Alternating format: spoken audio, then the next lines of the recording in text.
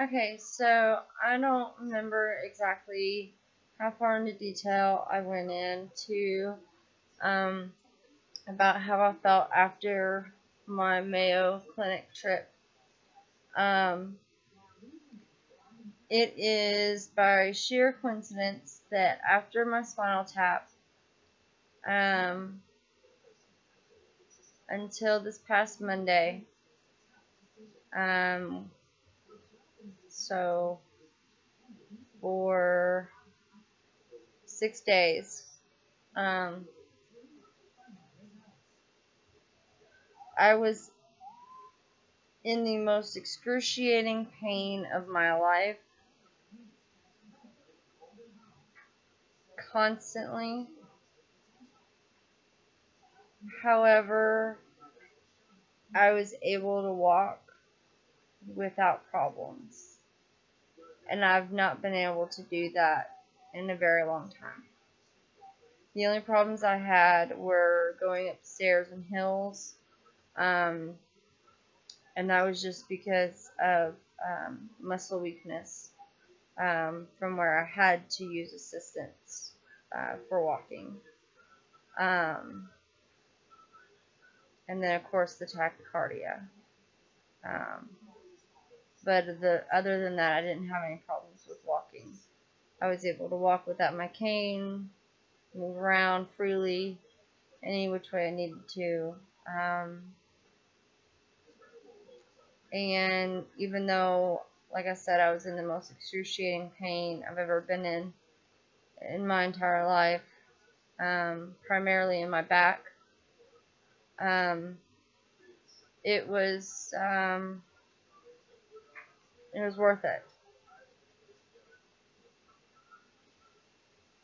The pain medication and muscle relaxers helped me deal with the pain. Um, and the rest of it, I just sucked it up and dealt with it. I was willing to do that since I had the ability to walk again, unassisted. It was kind of like I unknowingly made a deal with the devil. Monday night, I went to take a nap, and my mom was going to wake me up. Plans had changed, and things got miscommunicated. I ended up being left in bed for 15 hours. It was nobody's fault, because I had been up moving around like I had been several months ago, with no problem. I couldn't get out of bed. My legs felt like dead weight. And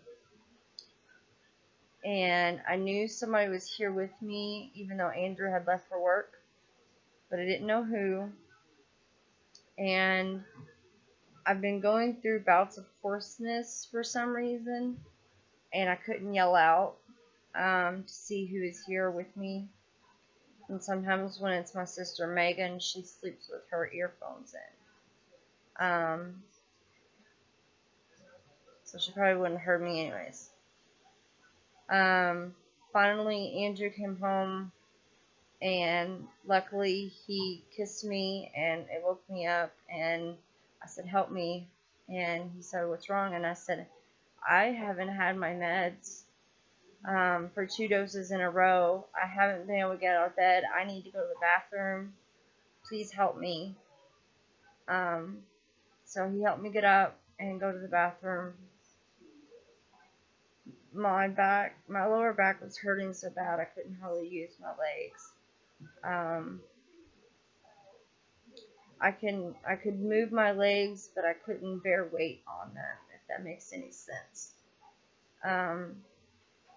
My back was hurting so bad standing upright. I couldn't stand upright. it just killed me. And to bear any weight on my back felt like my back was going to break into two. Then I had felt the most excruciating pain in my life again. Only it was more excruciating. And on top of that, I couldn't hardly use my legs. They were almost dead weight.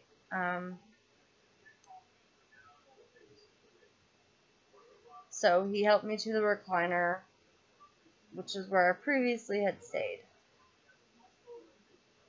But I started sleeping in the bed again since my legs had started getting better.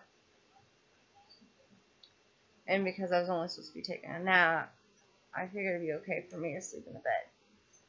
I will not be doing that again. The recliner is my home now.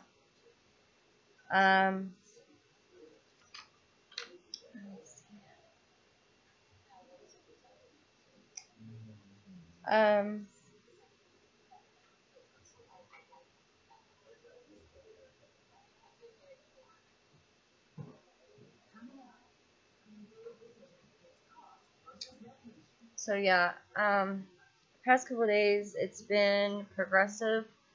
Mom and Andrew have been having to help me get up just to go to the bathroom. Today, for the first time, I got up by myself. Probably about 10 or 11-ish. About 10 or 11 o'clock tonight. I got up by myself just shortly, just to go put my meds in the cabinet and throw some stuff away. It was just for a brief moment of time. This morning, I noticed whenever I would bear weight on my feet, let me backtrack. Yesterday, the issue was when I would stand upright, my lower back would hurt really bad.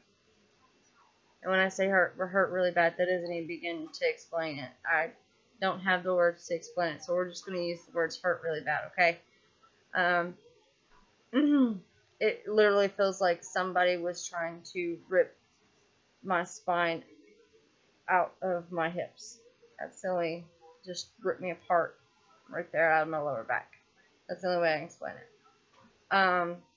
So I had that whenever I tried to stand up straight. And then also my muscles would quiver in my legs, and as they try to support me. So then I'd have trouble walking as well. So we used the chair, and then it progressed to them helping me get up and transfer to the chair, and then it was them helping me get up, and then I'd walk with the cane, and they walked behind me with the chair in case I needed it. And then it got to the point where I just needed help getting up, and I could walk with the cane. Well, today, my left foot started getting this, at first, I described it as, it felt like I had edema in between the muscle and the skin layers whenever I would bear full body weight on it. And as you will see in the previous video that's taking forever to upload, it's still actually uploading right now. But it was only on my left foot, and it wasn't as bothersome at first. Actually, around 10 or 11 o'clock, whenever I got up myself tonight, I didn't really feel it. It didn't really bother me. It was more of an annoyance than anything. However, each time I got up, I started feeling it in both feet. My mom got me up to go to the bathroom. It's either to go to the bathroom or go take a shower. I can't remember. And I felt it in both feet that time. And that's when it really started to scare me, because then it almost felt, as I described in the video, At that point, I couldn't tell if it felt more like I first described the like water in between the muscle and the skin, or if it was more like an electrifying, shocking feeling. And the more I did it, the more it felt like a shocking. Well, after we did the video just to show, she videotaped it just to show what, just to describe what was going on. I realized that whenever I stood on the sides of my feet, it didn't do it as bad. However, it made my toes twitch. Well, when we were up at the Mayo Clinic in the hotel, I remember telling my mom we were sitting in the bed. She was sitting in hers and I was sitting in mine. I think we were eating, and one of my toes kept twitching. It lasted about 5 or 10 minutes, but it was the most annoying thing in the world. I didn't even feel it doing it. I happened to see it doing it. And I couldn't get it to stop, whether I repositioned my hips, my knees, my ankle, my foot, tried everything, and it wouldn't stop. And I could see it from having kept putting blankets on it, and it just wouldn't stop.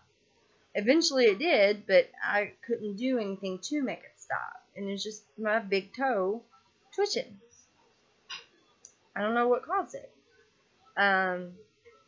But it was weird then in this instance, whenever I stood on the sides of my feet to avoid that tingling, that shocking, my toes would twitch.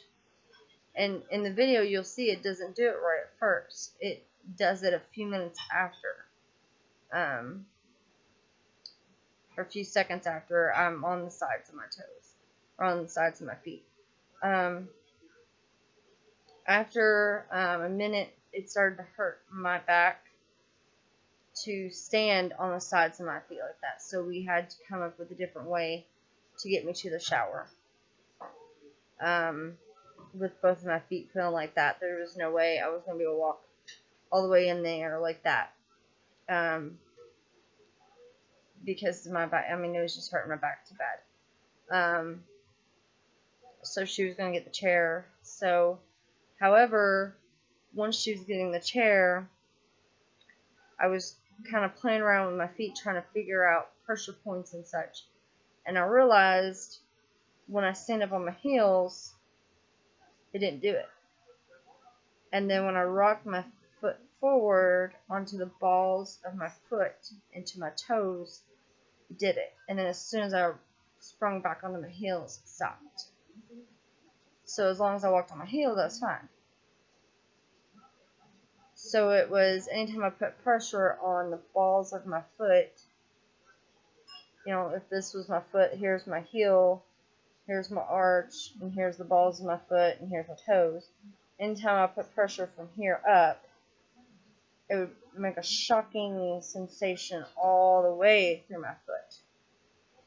And only on the bottom, not the top. Which was the weirdest thing. And then, like I said, it started this morning, early this morning. It started with my left foot, and then later this evening, my right foot. Well, she finally got me in the shower, which was interesting because this lovely apartment of mine that I so fortunately will only be staying in for another, hopefully, week or two left. Let me rephrase that because I know I said that wrong, and I'm a grammar Nazi, I'm sorry. This lovely apartment that I'm in, that I fortunately only have left to stay in, this lovely apartment in which I live, that I fortunately only have to live in for a week or two more. That sounds better. Whatever. I've only got a week or two left in this apartment. Thank God. Hopefully. If everything goes okay.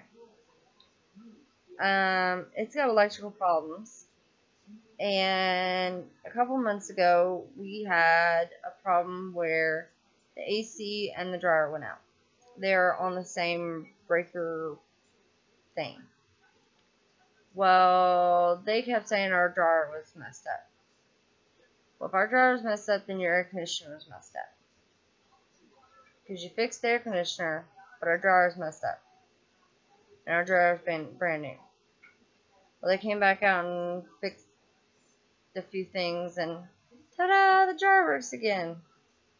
So it wasn't our dryer. But a couple other things kept messing up, and one thing that also went out was the water heater. So for the past several months, whereas before this happened, you could take a shower, you could stand in there and let the hot water hit your back. Like, I would stand in there, let the hot water hit my back, and just sit there for a little bit and relax.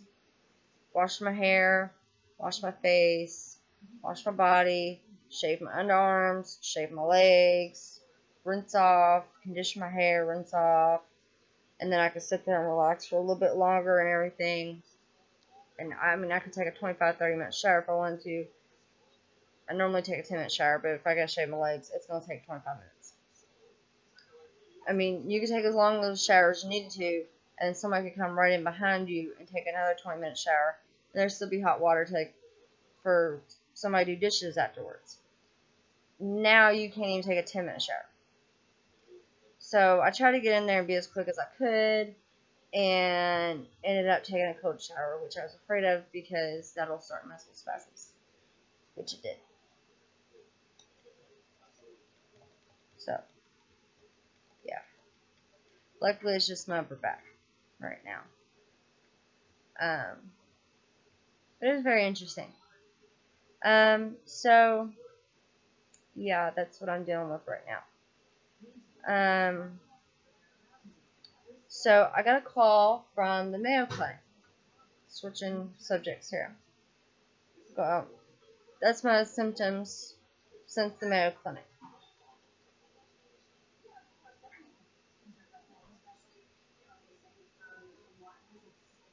I was fine. Well, wasn't really fine, but I could fake fine. Now I can't fake fine. Which sucks. Because even if I'm not fine and I can fake fine, I'm fine with it. But when I can't fake fine, that's when it sucks.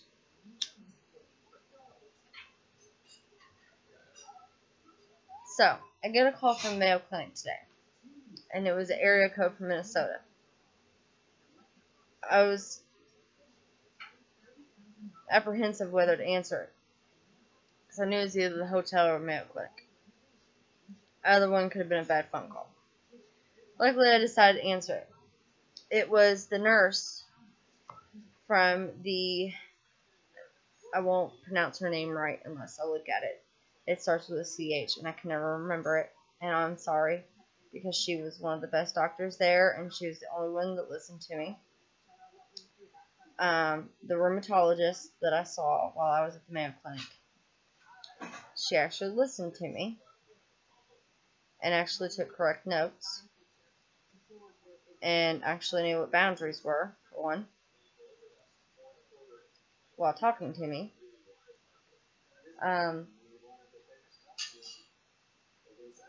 She had her nurse call me, and he called to tell me the results of some of her tests that had not come back before she wrote her report.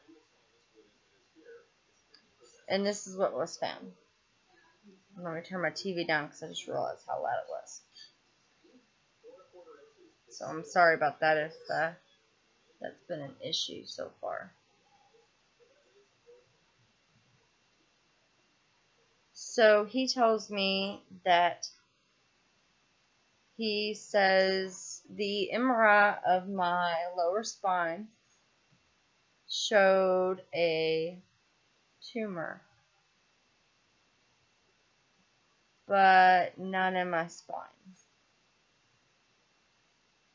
it showed a possible benign tumor in my abdomen.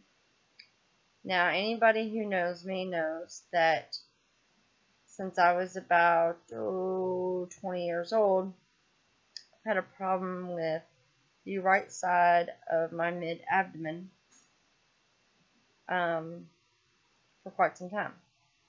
I even had a laparoscopy done when I was around 21-ish. I think it was back in 2010. And Floyd Memorial Surgery Group decided that even though they were only supposed to go through my belly button and stick a little camera in there to see what they could see, they decided instead they were going to make 3 surgery holes, and now I have 3 nasty scars on my belly, and go in there, and they found scar tissue on a 21-year-old in their abdomen, but didn't explore to see what it was from, and didn't care to test it, send it to a lab, or anything. And they told me this. I asked them where it came from, where they told me they didn't know. I said, you didn't explore to see where the scar tissue came from. I asked it, could it come from a C-section? Well, we don't know. We didn't go that far down. Okay, well, if you didn't go that far down, that tells me the scar tissue didn't go that far down. So it tells me it didn't come from a C-section. So where did the scar tissue come from? I've not had any other abdominal surgeries. So where does this scar tissue come from? I've not had any abdominal trauma. Did you take it to a lab, biopsy? Anything? Did you take it to a lab and have anything done with it at all? No. They just threw it away. 21-year-old with random tissue growing in their abdomen, and they didn't think to test it. So, yeah. Now it might be a benign tumor. If it's malignant, then Floyd Memorial Surgery Group, you may be having a lawsuit on your hands. Just to forewarn you.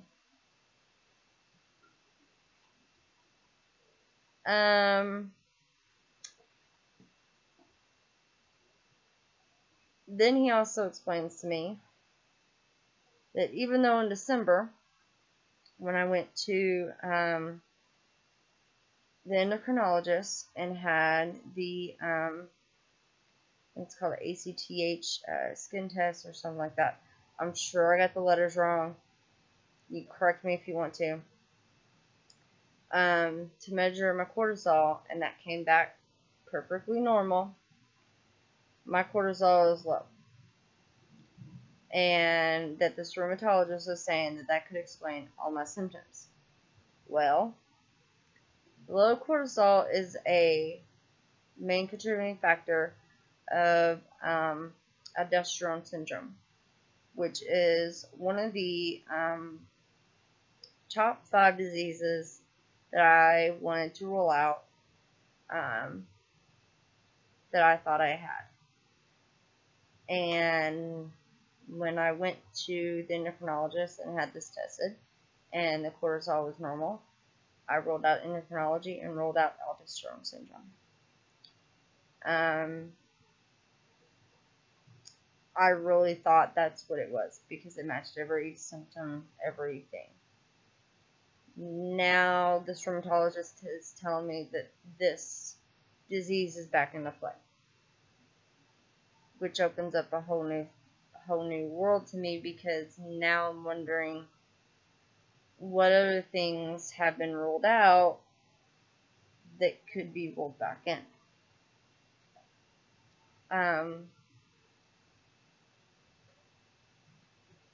So now, tomorrow,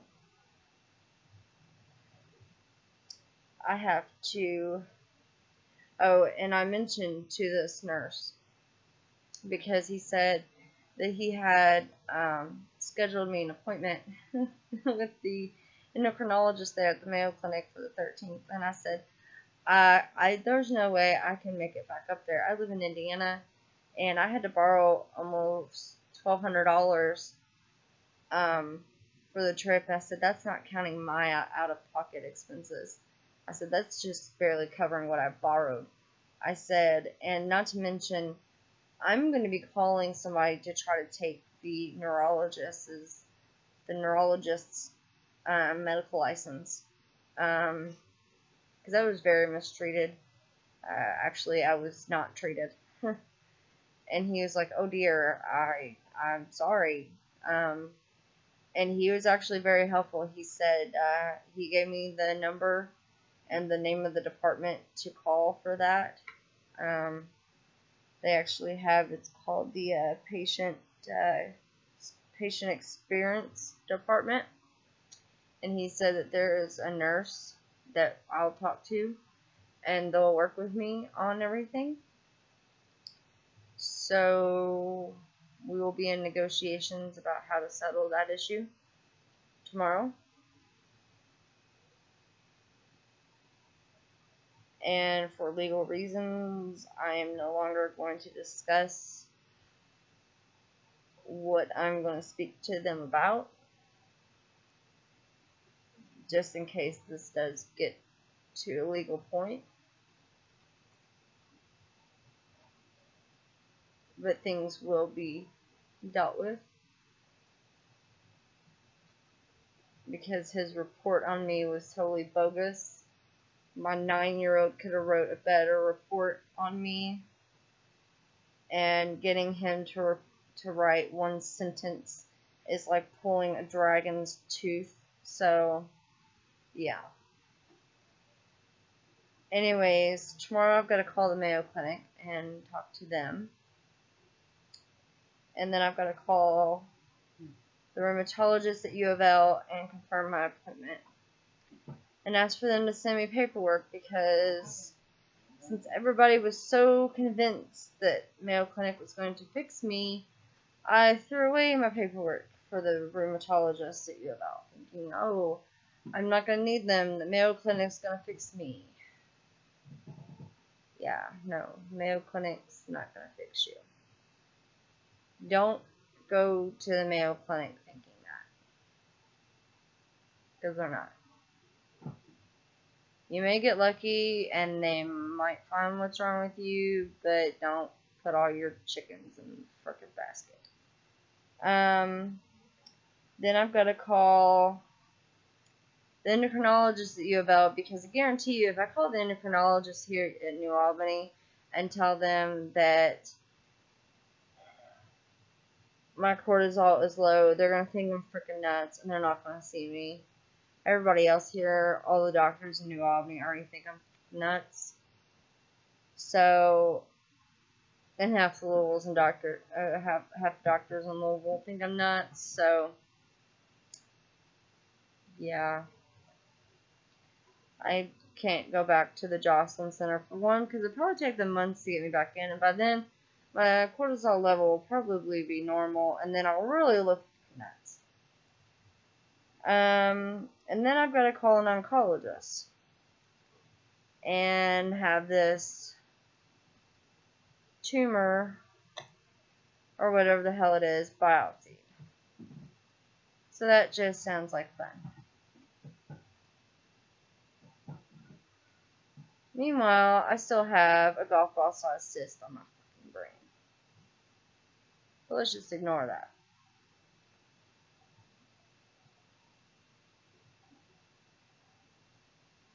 Nobody cares about the cyst on my brain. So I have a tumor. I have a cyst on my brain. Mom's doing everything she can to duck from the fucking camera, and it's hilarious, because you can still see her. Okay, so I have a cyst on my brain.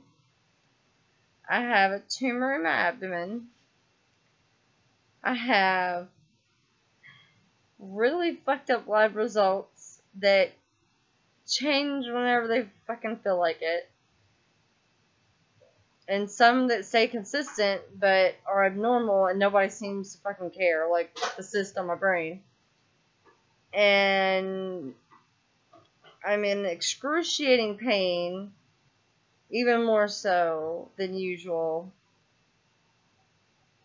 And now I can't walk again.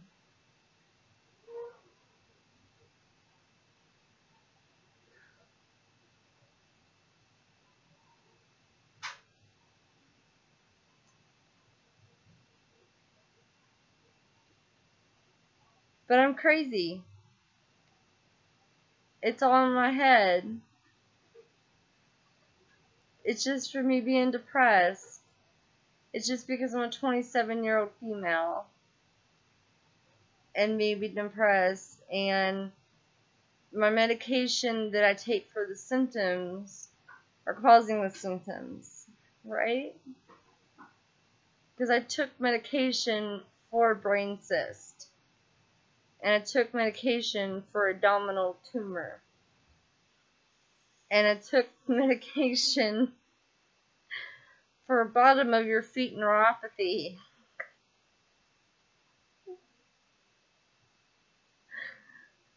I haven't taken those medications yet. Why do I have those? Mom, can you answer that? The neurologist was a dick. That's your answer. But I haven't taken medications for a tumor. How did I get the tumor? I don't believe you went to medical school. Which one of my medications causes the tumor? Oh, that's nothing to worry about, remember? Which one caused the cyst? Oh no, that was the depression. Oh yeah, the depression must have caused the cyst. Yeah. I gotta laugh about it, otherwise I'll just like crawl in a deep hole and cry. When you're in the medical field, you have to learn to laugh at stupidity and yourself. And it's amazing how stupid these doctors that go to college all these years and still don't know how to do their job.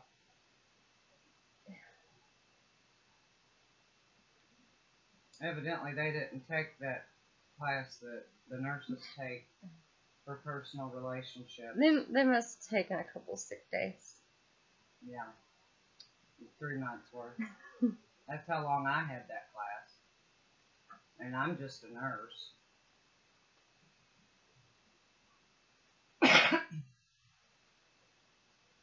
So, before I'm forced to get rid of my insurance for financial reasons, I had to make phone calls and get into doctors and figure out what the fuck's going on with me and get back to work so that I can afford my insurance. My shitty insurance. We're not even going to get started on that. I've already described a little bit into that. It went further downhill than downhill it got. Yeah, so I thought I could fake my way back into work because I was able to walk. Even though I was in excruciating pain, I could fake it through the pain. I thought, oh, I'll go see the cardiologist, fix the tachycardia. I can fake my way back into work. I'll just hide the pain. But my body decided against that, so here I am. Back in my old recliner with my dog next to me and my mom babysitting me, and I'm fucking chain smoking.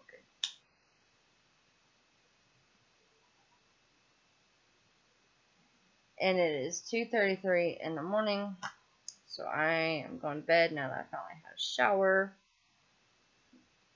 which I disgustingly haven't had in like 3 days because I couldn't get up. But I finally got one, and I feel a lot better. So, good night, y'all, and I'm sure I'll have a new video to upload soon when a new freaking symptom develops. Or an old one that pops up again.